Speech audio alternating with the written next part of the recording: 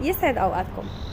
information on the fly، معلومة على الماشي. المعلومة اللي هقولها النهاردة هي المجموعة الصوتية اللي اسمها GH.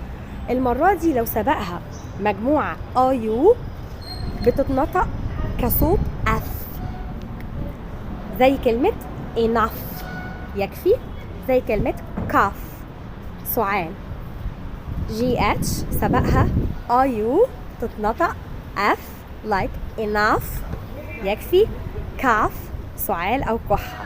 انتظروني في information on the fly ومعلومة على الماشي. استودعتكم الله الذي لا تضيع ودائعه.